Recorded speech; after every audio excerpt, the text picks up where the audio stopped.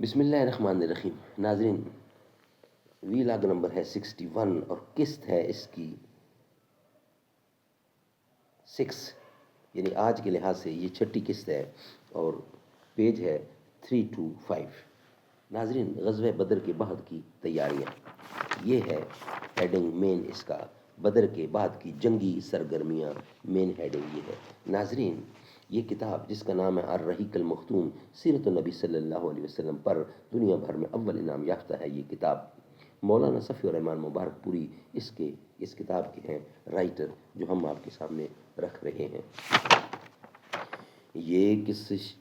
یہ کس نے شاخ گل لا کر قریب آشیاں رکھ دی، کہ میں نے شوق بہسی میں کانٹوں پر زباں رکھ دی۔ سن اے غافل صدا میری، یہ ایسی چیز ہے جس کو وظیفہ جان کر پڑھتے ہیں طاہر بوستانوں میں۔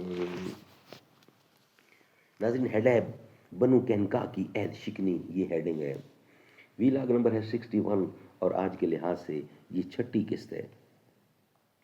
جب یہود نے دیکھا کہ اللہ تعالیٰ نے میدان بدر میں مسلمانوں کی زبردست مدد فرما کر انہیں عزت و شوکت سے سرفراز فرمایا ہے اور ان کا رعب اور دبدبا دور و نزدیک ہر جگہ رہنے والوں کے دلوں پر بیٹھ گیا ہے، تو ان کی عداوت و حسد کی ہانڈی پھٹ پڑی۔ انہوں نے کھلم کھلا شر و عداوت کا مظاہرہ کیا اور علل اعلان بغاوت و ایذا رسانی پر اتر آئے۔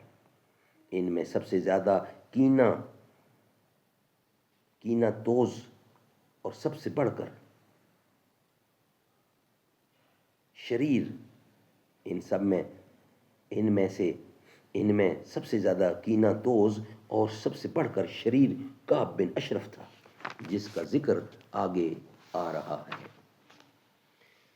اسی طرح تینوں یہودی قبائل میں سے سب سے زیادہ بدماش بنو قینقاع کا قبیلہ تھا۔ یہ لوگ مدینے ہی کے اندر رہتے تھے اور ان کا محلہ انہی کے نام سے موسوم تھا۔ یہ لوگ پیشے کے لحاظ سے سنار، لوہار اور برتن ساز تھے۔ ان پیشوں کے سبب ان کے ہر آدمی کے پاس وافر مقدار میں سامان جنگ موجود تھا۔ ان کے مرد ان جنگی کی تعداد 700 تھی۔ ان کے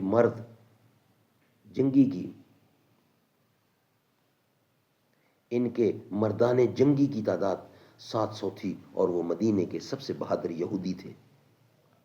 انہوں نے سب سے پہلے عہد شکنی کی تفصیل انہی نے سب سے پہلے عہد شکنی کی، جس کی تفصیل یہ ہے۔ ناظرین، ہم ان کی عہد شکنی کی تفصیل انشاءاللہ نیکسٹ ویلاگ میں رکھیں گے۔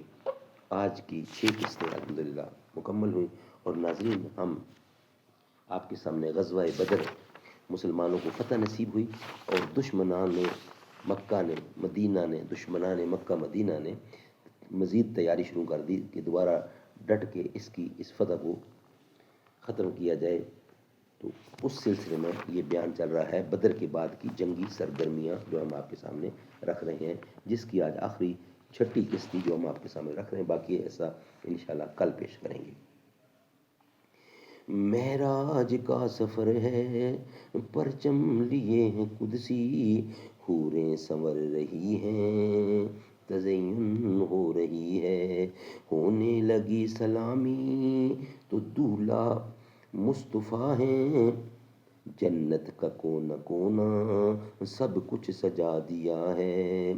ہونے لگی سلامی دولہا تو مصطفیٰ ہے، جنت کا کونا کونا سب کچھ سجا دیا ہے۔ وہ آخری نبی ہے، خطبہ سنا رہا ہے، مشکل ہے کیا سمجھنا یہ امر کبریا ہے۔ سینے پہ دست قدرت رکھا تو کھل گئے ہیں، قدموں کی برکتوں سے چمکے دل اجاگر، اسرار و غیب تم پر اللہ کی عطا ہے، مہراج کے وسیلے سے دید مانگتا ہے۔ معراج پر نبی نے